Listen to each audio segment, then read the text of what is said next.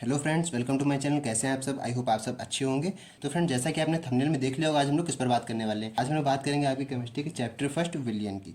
ठीक है, तो फ्रेंड्स, अगर आप चैनल पर नए हैं तो सबसे पहले चैनल को सब्सक्राइब कर लीजिएगा ताकि आपको इस तरह के और भी इंपॉर्टेंट वीडियो मिलती रहेंगी। फ्रेंड्स, आज की जो हम लोग बात करेंगे चैप्टर फर्स्ट, वो विलियन। विलियन क्या होता है और विलियन के प्रकार क्या होते हैं, विलियन के क्या घटक होते हैं। ठीक है, इस पर आज हम लोग पूरी बात करने वाले हैं। सबसे पहले हम लोग जान लेते हैं विलियन क्या होता है। विलियन यानी कि सॉल्यूशन जिसको बोलते हैं हम लोग इंग्लिश में। विलियन क्या होता है उसको समझना सबसे पहले जरूरी है हमको। ठीक है, क्या होता है देखिए, लिखा सीधी सिंपल सी परिभाषा लिखी, दो या दो से अधिक पदार्थों का समांगी मिश्रण होता है। विलयन क्या होता है? दो या दो से अधिक पदार्थों का समांगी मिश्रण होता है। विलयन का मतलब होता है दो लोग, दो का मतलब विलय हो जाना है ना, आपस में मिल जाना। समांगी मिश्रण होता है, उसी को हम लोग विलयन कहते हैं। ऐसा ऐसा विलयन होता है या ऐसा संगठन होता है जिसका संगठन कुछ सीमाओं तक परिवर्तित किया जा सकता है। ऐसा मिश्रण होता है ये कि जिसका संगठन कुछ सीमाओं तक परिवर्तित किया जा सकता है, मतलब चेंजेबल होता है, यानी चेंज कर सकते हैं हम लोग। ठीक है, ये हमारी विलयन की सिंपल सी परिभाषा थी। इसको आप साथ में चाहिए तो लिखते रहिएगा। ये मेरे हैंड रिटन नोट्स हैं, इस तरह के आपको इस चैनल पर सारे वीडियो मिल जाएंगी टॉपिक वाइज। ठीक है, इस तरह से मैं आपको फिजिक्स की क्लासेस भी चलाता हूँ और ये केमिस्ट्री का चैप्टर फर्स्ट है। ठीक है, आज लेक्चर फर्स्ट है इसका। अच्छी तरीके से आप इसको देख लीजिएगा, ज्वाइन हो जाएगा चैनल पर। ठीक है, आगे हम लोग बात कर लेते हैं विलयन के दो घटक होते हैं, मतलब विलयन के प्रकार कितने होते हैं। ठीक है, तो विलयन के कितने घटक होते हैं? विलयन के दो घटक होते हैं। कौन से होते हैं? जो घटक होते हैं विलयन के वो हमारे दो होते हैं। कौन से होते हैं? विलायक और विलेय। देखिए, विलायक और विलेय क्या होते हैं, समझिएगा इस चीज़ को। देखिए, विलायक क्या होता है, जैसे मान लें हमारे पास ये एक सॉल्यूशन है। ठीक है, ये एक सॉल्यूशन है। ठीक है, हमारे पास ये एक सॉल्यूशन है, वाटर मान लेते हैं। ठीक है, इसमें हमारे पास क्या है? वाटर है। ठीक, वाटर है और हमने इस पर मिला दिया, इसमें हमने क्या मिला दिया? शुगर मिला दिया। क्या मिला दिया? शुगर, यानी चीनी मिला दी हमने। ठीक है, ठीक है, वाटर में हमने शुगर मिला दिया। तो देखिए, ध्यान रखिए, विलायक का मतलब होता है जिसमें जो मतलब घोला जाए। जैसे यहाँ पर विलायक कौन होगा? यहाँ वाटर जो है हमारा वो विलायक है। ध्यान रखिएगा, जिसमें जो चीज़ मिलाई जा रही है वो विलायक है। और विलेय क्या होता है? जो चीज़ घुल रही है, जो चीज़ मिलाई जा रही है। जैसे इसमें शुगर मिलाई जा रही है, शुगर किस में मिलाई जा रही है? पानी में शुगर मिलाई जा रही है। तो शुगर क्या है? विलेय है। और विलायक, वाटर क्या है? विलायक है। इस चीज़ को आप लोग ध्यान रखिएगा। जो ठीक है, जो विलायक, जिसमें जो चीज़ घोली जा रही होती है वो, जिसमें घोली जा रही होती है वो विलायक होता है, और जो चीज़ घोली जा रही होती है वो विलेय होती है। ठीक है, इतना क्लियर हो गया। आगे हम लोग पढ़ते हैं, आगे इसके परिभाषाएं क्या होती हैं, विलायक और विलेय होते क्या क्या हैं, ये तो आपने समझ लिया। अब आगे इसकी परिभाषा क्या कहती है वो हम लोग देखते हैं। तो सबसे पहले बात हम लोग कर लेते हैं विलायक की। ठीक है, विलायक क्या होता है? वह पदार्थ या घटक जिसमें विलेय के कण विलेय या घुल जाते हैं, मतलब मिल जाते हैं या घुल जाते हैं, विलायक कहलाता है। देखिए, वही मैंने बताया था, वाटर क्या है यहाँ पर विलायक है। वह पदार्थ या घटक जिसमें विलेय के कण, कोई ये देखिए शुगर क्या है? विलेय है, उसके कण, शुगर डाल लीजिए या फिर आप सॉल्ट डाल लीजिए, नमक, वो भी क्या होगा? पानी में घुल जाएगा। आपने देखा होगा नमक जो होता है वो भी पानी में घुल जाता है। ठीक है, तो वो सब क्या है? विलेय हैं, और जिसमें घुलते हैं वो विलायक है। ठीक है, बात कर लेते हैं विलेय की। विलेय क्या होती है? देखिए, विलेय विलयन का वह घटक है जो अल्प मात्रा में उपस्थित होता है। विलेय विलयन का वह घटक होता है। ठीक है, वह घटक है जो अल्प मात्रा में रहता है। ध्यान रखिएगा, हमेशा विलायक की मात्रा ज़्यादा रहेगी किसी भी विलयन में, और विलेय की मात्रा कम रहेगी। विलायक की मात्रा क्यों ज़्यादा रहेगी? क्योंकि विलायक में घोला जाता है विलेय। ठीक है, अतः यहाँ पर जैसे बात कर ले अगर हम वाटर की, ठीक है, यहाँ पर पानी हमेशा देखिए ज़्यादा रहेगा, और उसमें शक्कर घोलेंगे तो शक्कर कम रहेगी, या नमक डालेंगे तो नमक कम रहेगा। ऐसा नहीं कि नमक ज़्यादा है और पानी कम है तो वो विलयन नहीं बनेगा आपका। विलयन का मतलब होता है सॉल्यूशन लिक्विड फॉर्म में रहता है।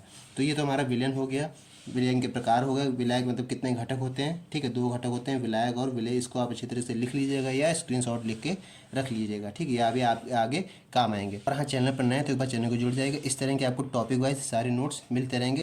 चैनल को सब्सक्राइब जरूर कर दीजिएगा। ठीक है, अब आगे हम लोग बात कर लेते हैं माध्यम या अवस्था के आधार पर विलयन क्या होता है। ठीक है, माध्यम या अवस्था के आधार पर कैसे विलयन होते हैं हमारे, वो हम लोग देख लेते हैं। माध्यम कैसा होता है? माध्यम अगर हम लोग ले लें गैसीय, गैसीय माध्यम होगा, गैसीय। ठीक है, गैसीय विलयन में कैसा माध्यम रहेगा? विलायक विलेय। उदाहरण यहाँ लिखा हुआ है। ठीक है, सबसे पहले अगर हम लोग बात करें विलायक की, विलायक क्या है? गैस, गैस, तीनों में गैस रहेगा। जो विलायक जो जिसमें घोला जाएगा, याद रखिएगा, वो गैस है।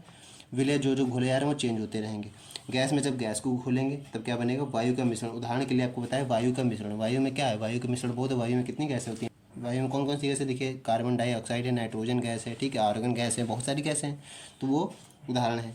फिर गैस में अगर हम द्रव को घोलें तो जलवाष्प बनता है। आपने देखा होगा भाप जो बनती है, जैसे चाय वगैरह आप बनाएंगे तो ऊपर जो जैसे तस्तरी रहती है, तस्तरी पे क्या रहता है?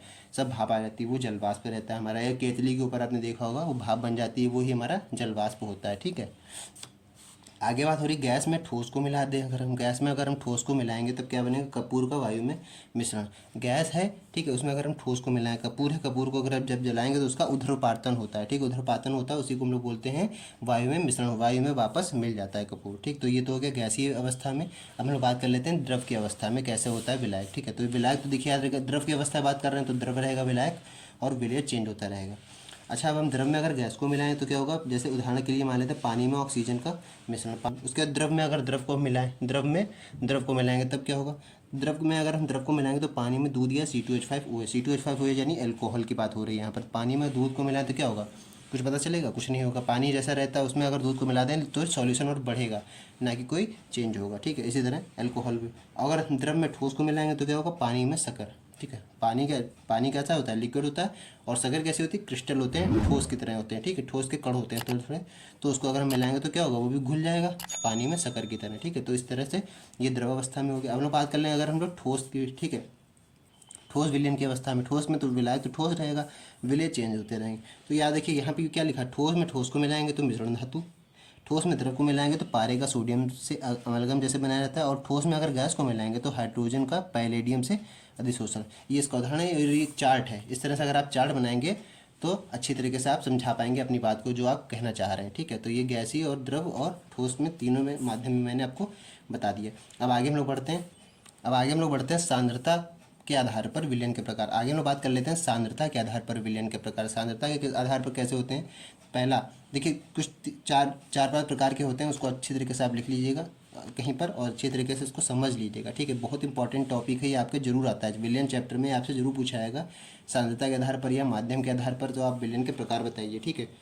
तो यहाँ पर सबसे पहला जो आता है वो तनु विलयन। तनु विलयन क्या होता है, जिस विलयन में विलय पदार्थ की मात्रा विलायक की अपेक्षा अत्यंत कम होती है, जिस विलयन में विलय पदार्थ की मात्रा विलायक की अपेक्षा अत्यंत कम होती है उसे तनु विलयन कहते हैं। एग्जाम्पल के लिए हम मान लें, अगर यहाँ पर देखिए, ठीक है, एग्जाम्पल के लिए मान लें ये हमारा एक सॉल्यूशन है, ठीक है, यहाँ एक सॉल्यूशन है, क्या लिखा है, जिस विलयन में विलय पदार्थ की मात्रा विलायक की अपेक्षा अत्यंत कम होती है, ठीक है। यहाँ पर पानी हम ले लेते हैं, मान लें, ठीक है, पानी हमने ले लिया 1 लीटर, ठीक है, यहाँ पर पानी हमने ले लिया 1 लीटर, ठीक है, 1 लीटर पानी ले लिया, और वाटर हमारा 1 लीटर है। और अगर हम बात शुगर की कर रहे थे ना, तो शुगर हमने ले लिया यहाँ मुश्किल से केवल कितनी ले ली, 20 ग्राम्स, 20 ग्राम शक्कर ले लिया और 1 लीटर पानी ले लिया। अब खुद बताइए, अगर 1 लीटर पानी में अगर आप 20 ग्राम शक्कर डालेंगे, कुछ आपको लगेगा, कुछ मीठा नहीं लगेगा, केवल 20 ग्राम शक्कर डालने से कुछ भी नहीं होगा। तो इसको हम लोग तनु विलयन कह सकते हैं, ठीक है। तो ये तो तनु विलयन का उदाहरण हो गया। अब अगर हम लोग बात कर लें सांद्र विलयन। सांद्र विलयन क्या होता है, कोई विलयन जिनमें विलय पदार्थ की मात्रा अधिक होती है सांद्र विलयन कहलाता है। विलय पदार्थ की मात्रा अधिक होती है, इसमें एक चीज़ आप और बढ़ा सकते हैं, और वहाँ पर विलायक की मात्रा कम होती है।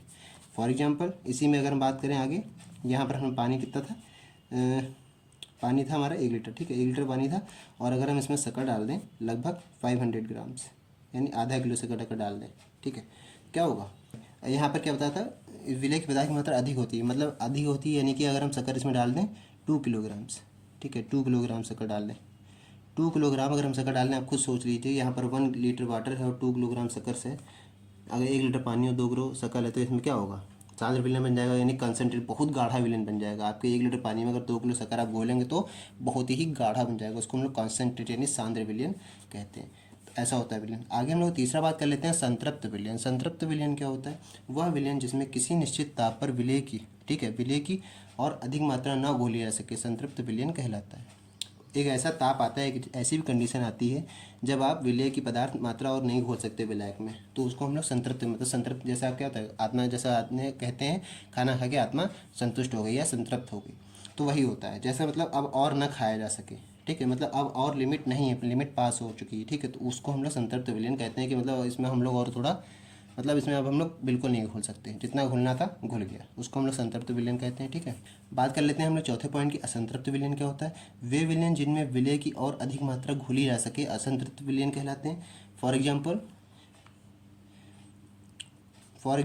यहाँ पर ये हमारे क्या रखा है, वाटर रखा हुआ है, ठीक है, यहाँ पर वाटर हमारा 500 ग्राम्स, ठीक है, वाटर हमारा कितना है 500 ग्राम्स, यानी हाफ लीटर, आधा लीटर है, ठीक है, पानी, और इसमें हमने नमक डाल लेते हैं, चलिए ठीक है, सॉल्ट ले लिया कितना, अगर 20 ग्राम सॉल्ट डालेंगे तो कुछ असर होगा, 20 ग्राम डालिए, उसके मतलब क्या है कि इसमें भी और घुला जा सकता है, यानी कि 20 ग्राम से लेकर के भी हमने अगर 200 ग्राम डाल दिया वो भी घुल जाएगा, ठीक है, 500 ग्राम डाल दिया, वो भी घुल जाएगा, सारा नमक इसमें घुलता चला जाएगा। तो इसका मतलब क्या, असंतृप्त विलयन रहेगा इसमें, मतलब और भी इनको भी चाहिए। असंतृप्त का मतलब आपका मन अभी नहीं भरा खाने से, इस तरह से आप समझ सकते हैं एग्जाम्पल के लिए, यानी कि अभी आपको और मिले तो आप खा सकते हैं, वही चीज़ है। असंतृप्त का मतलब है अभी अगर इसमें आप घोलेंगे तो वो और घुल सकता है। तो यही हमारा असंतृप्त विलयन का उदाहरण है। हम लोग 5th पॉइंट की बात करते हैं फ्रेंड्स, अति संतृप्त विलयन। अति संतृप्त विलयन क्या होता है, वह विलयन जिसमें विलेय पदार्थ की मात्रा संतृप्त विलयन की अपेक्षा अधिक हो जाए।